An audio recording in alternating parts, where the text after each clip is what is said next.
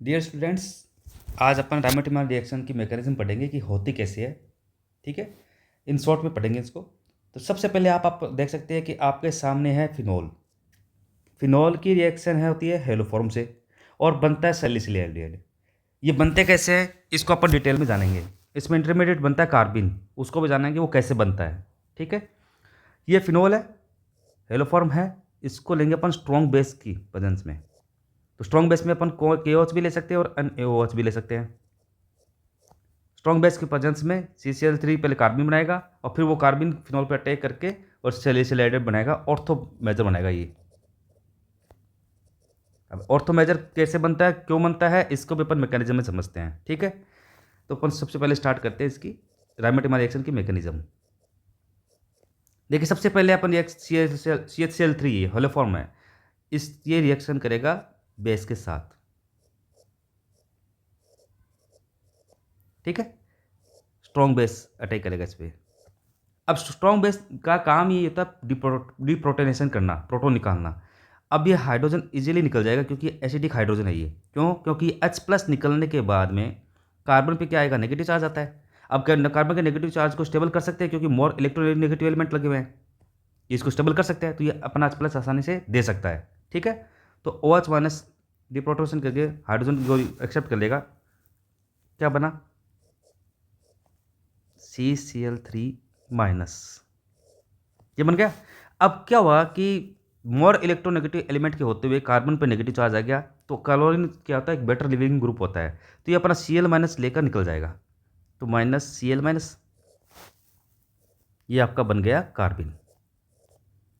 मैंने बताया था कार्बिन क्या होता है, बाइवेलेंट और एक लोन पेयर, तो ये आपका कार्बिन बन गया। ये क्या होता है इसका इंटरमीडिएट।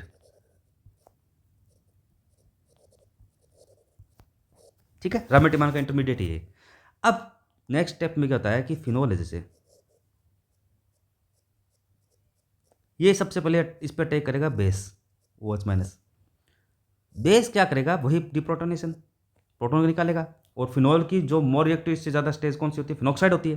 फिनॉक्साइड फिनोल से ज़्यादा वो रिएक्टिव होता है, तो ये किस में चेंज हो गया, फिनॉक्साइड में। ठीक है, अब इसमें क्या होगा कि ये बॉन्ड ऐसे घूमेगा रेजोनेंस की थ्रू। इसको अपन डिटेल में आगे रेजोनेंस में भी पढ़ सकते हैं कि बॉन्ड कैसे घूमते हैं ये।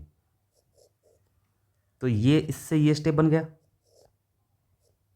अब क्या हुआ, कार्बन के ऊपर क्या हुआ, नेगेटिव चार्ज आ गई। ये एबिडेंट न्यूक्लियोफाइल तो है, पहले ऑक्सीजन इलेक्ट्रॉन रिच सेंटर था, अब इलेक्ट्रॉन रिच सेंटर कौन है, कार्बन है, तो ये एक एबिडेंट न्यूक्लियोफाइल है। तो अब ये बहुत पैसे वाला है यहाँ पे कार्बन। और यहाँ पे कार्बन आपको समझते हैं कि ये इलेक्ट्रोफाइल है क्योंकि 6 इलेक्ट्रॉन है इसके पास में, ऑक्टेट कंप्लीट नहीं है, ये एक एज इलेक्ट्रोफाइल की तरह बिहेव कर रहा है। तो ये एक भिखारी है, पैसे कम ही इसके पास में, तो बोलता है भाई मेरे को पैसा दे दे यार उधार। तो कार्बन बहुत दिलदार है, बोलता आजा यार कोई टेंशन नहीं है, मेरे पास बहुत पैसा है। तो ये चला गया इसके पास।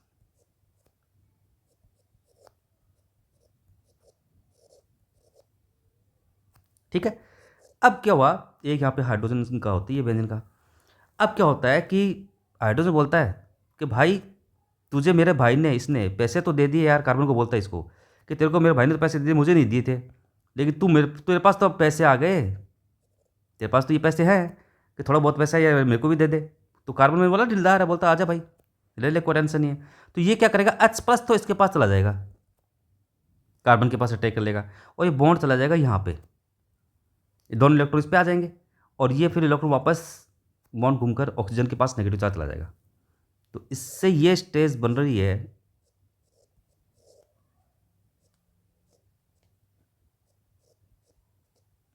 कोई टेंशन थोड़ी इसमें, बन सकती है क्योंकि हाइड्रोजन है ये इसके पास कार्बन के पास चला गया H+ लेकर, क्योंकि इस पास इलेक्ट्रॉन है, ये नॉन बॉन्डिंग इलेक्ट्रॉन है इसके पास में, और ये बॉन्ड अपने दोनों इलेक्ट्रॉन लेके चला गया यहाँ पे फॉर्मेशन में, और ये वापस जो ऑक्सीजन वो उसके बॉन्ड वापस ऑक्सीजन के पास चले गए।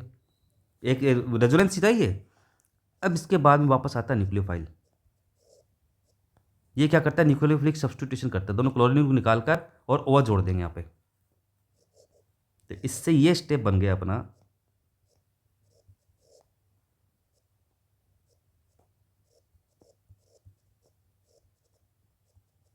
ठीक है, अब एक ही कार्बन पर जो दो हाइड्रोक्सिल समूह जुड़े हुए हों, एक ये, एक ये, दो एक ही कार्बन दो हाइड्रोक्सिल समूह जुड़े होंगे, तो वो अनस्टेबल होता है। तो वहाँ पे क्या होगा कि वाटर निकल जाएगा, ये वाटर निकल जाएगा। तो फिर इससे ये प्रोडक्ट बन गया।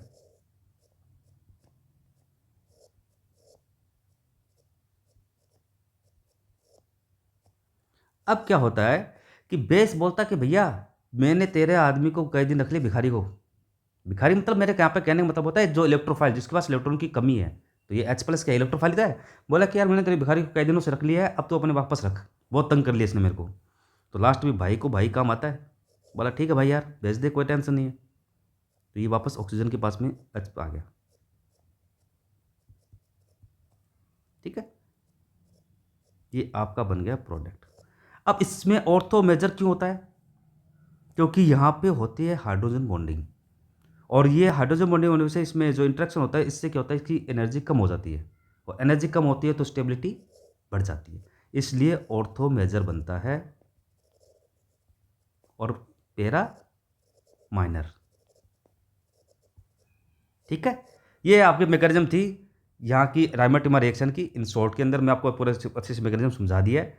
ठीक है, और बाकी और भी कोई चीज़ है, आपको कोई रिएक्शन, आपको मैकेनिज्म समझना हो तो आप मुझे कमेंट बॉक्स में लिख सकते हैं। धन्यवाद।